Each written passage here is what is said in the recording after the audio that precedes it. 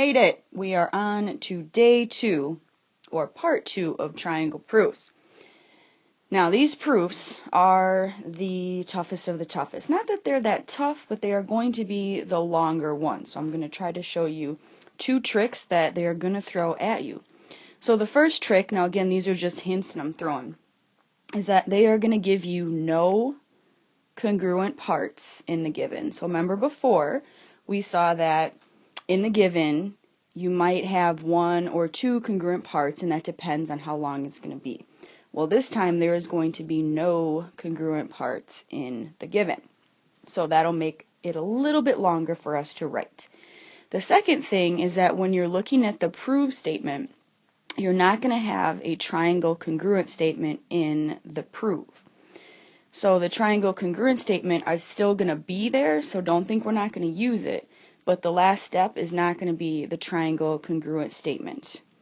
So the triangle congruent statement is not the proof, or not in the prove statement.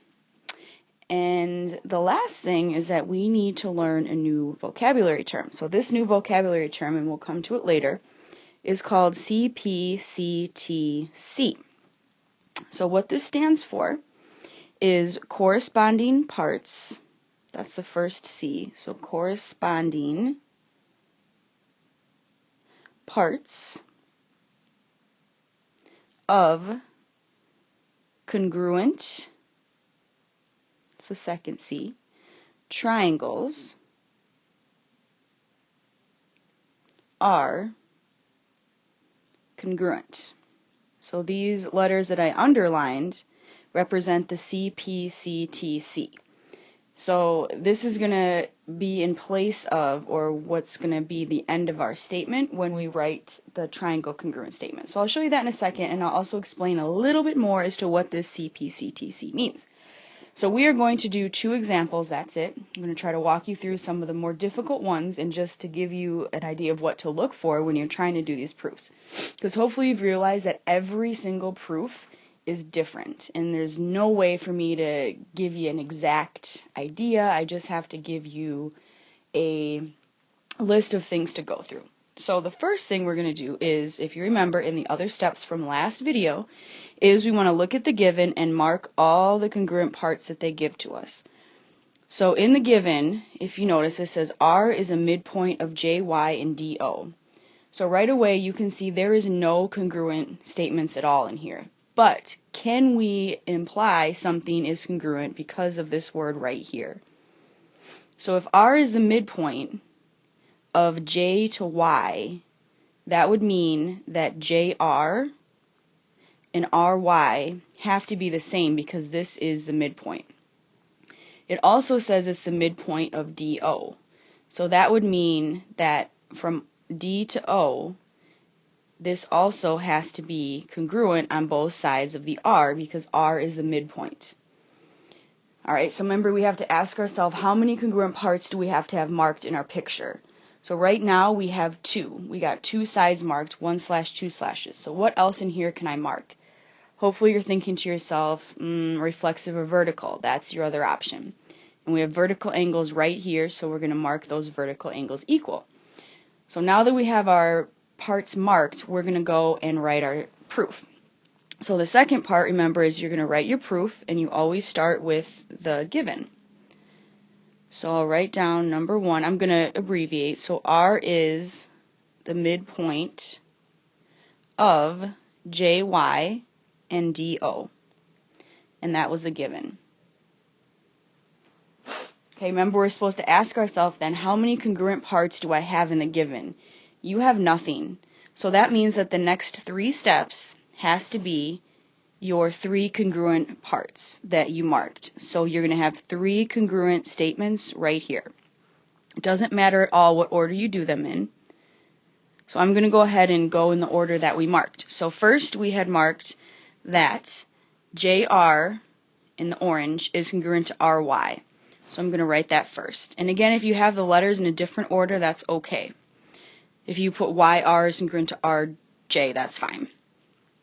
Okay, the reason why we marked this is because we had this vocabulary word right here. So our reason is going to be the definition of midpoint. Again, you can abbreviate, that's fine. All right, the second thing that we marked then was that RD or DR is congruent to RO. And we did that again because of the midpoint. So it's okay if you have the same reasons down. So DR is congruent to RO, and it's the same as this one. So definition of midpoint. Because again, the only reason why we marked those is because they told us that we had a midpoint right here. All right, the last thing then that we marked were vertical angles. So we need to name these vertical angles. I'm going to use 3 letters because it's just more precise. So I'm going to say DRY, because that's angle DRY, is congruent to JRO. Okay, and the reason why we marked those is because they were vertical. Okay, so you want to keep going with the steps. So the last step in our other proofs were showing that the triangles are congruent. So I'm going to go ahead and keep doing that. So step 5 is going to be your triangle congruent statement. Now, it's not in the proof, as you can see, but you still need to do it. So we'll just name it. We'll go triangle JRO is congruent to triangle YRD, putting them in the correct letter order like we practiced. And why are these triangles congruent? By SAS, side angle side. Okay, so the problem here and why this is a little bit different is because this one is not the same that we're trying to prove. We are trying to prove that angle O is congruent to angle D right here. So you go back and you look at the proof. Did you mark that angle O is congruent to angle D in your proof? And hopefully you're saying to yourself, no, I didn't. I did not mark angle O and angle D are equal to each other. But because I proved by SAS that they're congruent, it doesn't matter. I don't have to mark all the parts in this triangle. Remember when we used to mark all 6 parts and what a force that was? You don't have to do that here. That's where the CPCTC comes in. CPCTC means that just because I didn't mark it doesn't mean that it's not true. So since you proved it right here, you don't have to mark that angle O is congruent to angle D. So that's where CPCTC comes in. This is the longest proof that you would ever have to write, 6 steps, where you have nothing in the given and you have to prove something that is CPCTC. So let's try one more, just to get a different perspective. So I'm going to give you a minute to write this down, take a little break in our halftime entertainment.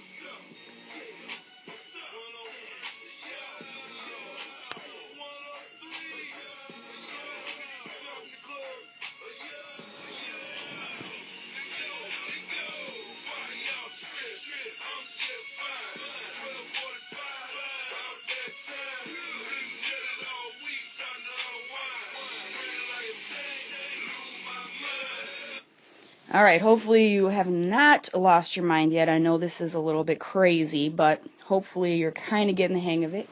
And we're going to practice on this one more day. Alright, let's start at the beginning. So we are given right here that CR is parallel to AP. So CR is parallel to AP. That doesn't mean that they're equal. What does it mean if we have parallel lines? Think back to vocabulary words of parallel lines. So here's our parallel lines right here. And if you notice, we also have a transversal. What? So if we have this transversal and these parallel lines here, and we kind of extend it out, hopefully you're saying to yourself, I may see some alternate interior angles up in her. You are correct. Right here, these are equal to these, alternate interior, in the blue. And I also have this set that's equal, alternate interior. So I'm going to mark those with 2 swoops. This is why I want to do an example of parallel, because this one is always, trips people up a little bit. Alright, the other thing hopefully you're thinking in this picture is that I have reflexive in here, that I have this common side that these 2 triangles are sharing. So you have your 3 parts marked, you're ready to start your triangle proof. Alright, let's give her a whirl. Your first step, remember, is always the given. So CR is parallel to AP. And that, again, is the given. Okay, so you ask yourself, how many congruent statements do I have in the given? You have none, hence the point of Part 2, triangle proof notes. So since we have none, the next 3 steps are going to be us writing down what we marked and why in our picture, because we don't have those 3 congruent parts. Again, it doesn't matter the order you go in. I will go in the order that we marked. So the first one that we marked was the one swoop in the blue. Okay, so I'm going to use 3 letters again. So I'm going to outline it to help you. So CRA, angle CRA, is congruent to angle PAR. And the reason is because I knew that I had alternate interior angles. So we're going to say definition of alternate, I'm abbreviating, interior angles. If you want to write it out so you remember, go ahead and do that. So the second set of alternate interior angles are in the orange, the 2 swoops, so I'm going to name those next. Again, I'll outline to help you. So CAR, car, is congruent to angle PRA.